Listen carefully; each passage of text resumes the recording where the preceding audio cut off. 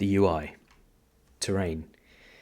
If you hover the cursor over a hex, in the top left here, it tells you all about that hex. So grid ref, income per turn, so for this village, I'm getting 3 out of a possible 5 because I'm occupying the territory.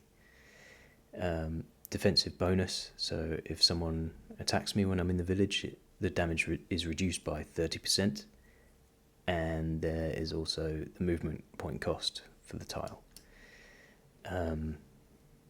Units. If you hover over a unit, let's look at some infantry. In the bottom right, it tells you all about that unit, which corresponds to the numbers on the tile itself. So on the tile, the bottom left is its health, bottom middle number is the attack range, bottom right is the movement range, and then along the top, this has got 47 soft damage, so against infantry, etc. 26 hard damage, so against armor, etc. And 0 air damage. So just to give another example, looking at this fighter in the top right, it's got 35 air damage. If I select a unit, obviously it's showing me my movement range, but in the bottom left here, I've got various options. Actually, I'll choose a different one because I've already healed that one.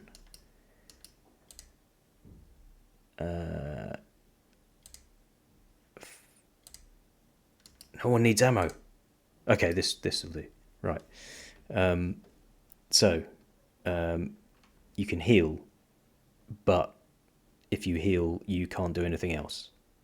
So I'd recommend resupplying before healing if you're going to do that. Otherwise, it's just a good idea to resupply all the time. And the keyboard shortcut for that is keypad number 3 to resupply both. So heal is keypad 0, and then 1 for ammo, 2 for fuel only, and 3 for both ammo and fuel. It's handy. If I can just right click anywhere to deselect a unit, but if you right click and you're hovering over another unit, it's going to show you that unit's history. So I just right click in a space to just deselect. If I zoom out to just this level, the ones that are flashing are units that can still do something. So either move or attack. And on the unit tiles, there are 2 very handy indicators here showing me, so this unit is still able to attack and move. And most units can either move and then attack, or attack and then move. And one exception, or an example of an exception, is heavy artillery, which can only either move or fire.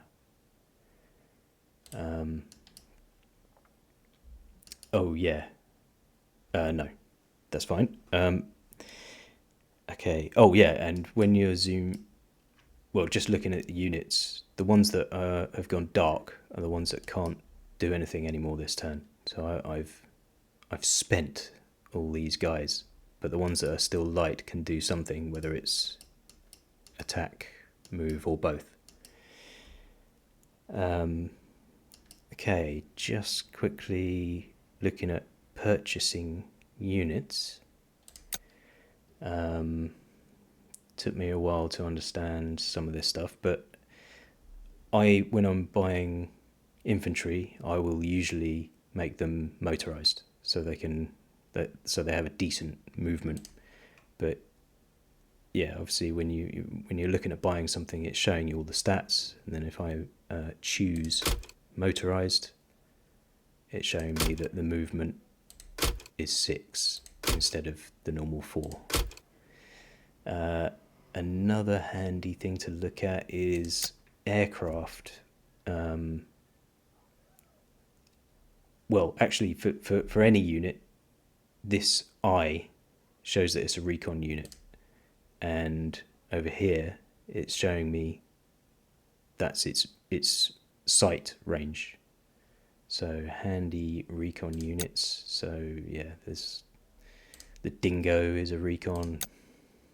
But anyway, aircraft, you got these other symbols which are telling you whether it's like a naval. So if it's got an anchor like this one, that goes with aircraft carriers. So aircraft carriers act as if they're an airfield for that aircraft. And this one is the catapult. So if I now go back to the map and have a look at my ships, you will see corresponding. Well, I haven't got an aircraft carrier, but anyway, the other type is this catapult. So the Nelson has got that ability, and so is the County. Oh yeah, last thing, a few keyboard shortcuts. So I use this one all the time. So instead of clicking here to show hide urban areas on the map, /.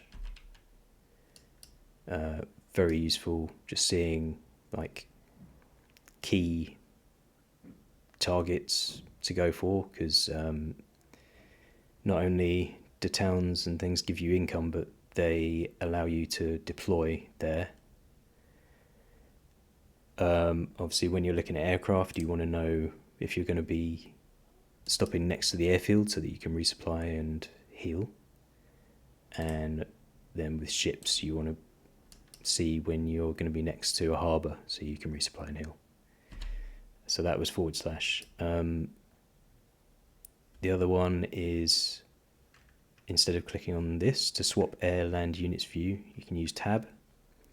And that is, so if there's no land unit in a tile and only an air unit, it's showing me that.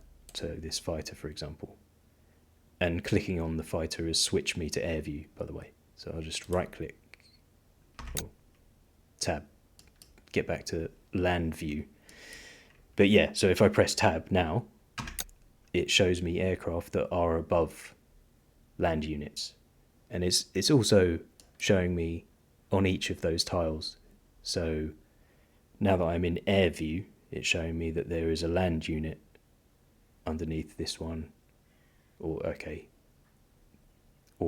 a naval unit underneath there, and a land unit under there. So if I switch back to land view, it's showing me there's an aircraft there, there, and there. And the last keyboard shortcut is H, which just hides all units. So that's instead of clicking up the top here, hide all units. That's just sometimes handy if it's getting busy. Okay. Oh yeah, deployment. So yeah, it's telling me I've got 5 things I can deploy. I've got some naval mines, garrisons. This number is telling me how many turns until it's ready to deploy. But looking on the map, if I press... Oh. No. If I choose the garrison, I can see where I can currently deploy. But also, for example, here, I've only just captured this town, and it's got a number 1 telling me that it's 1 turn until I can deploy there. So that can be either because you've only just captured it, or it could be because it's been damaged. So, for example, by strategic bombing, which will stop you deploying.